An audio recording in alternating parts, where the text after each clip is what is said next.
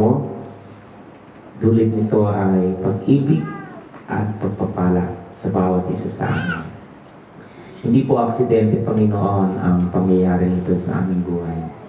Ito nga po ay inihanda mo at ang sino man na pinakikilos mo sa mga sandaling ito ay buong puso, Panginoon, na sa iyo ay nagpapasakop at nagpapailalim, na sumusunod sa iyong kalooban upang, Panginoon, matupad ang iyong mga pangako sa amin.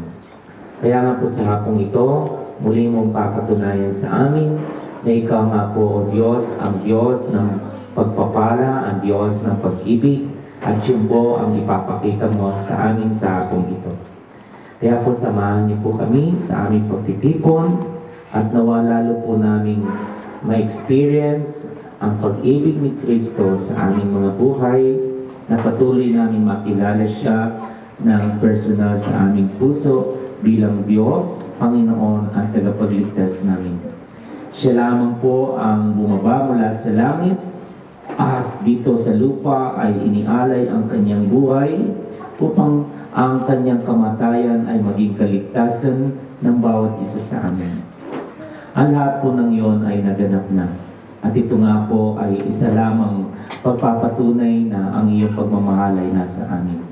Nais mo na ang bawat isa sa amin ay tunay na maligtas at magkaroon ng buhay na walang hanggan. Panginoon, gamitin mo po ang gawain ito na lubos po namin makilala ang iyong isinugaw dito sa lupa. Walang iba kundi ang Panginoong Hesus.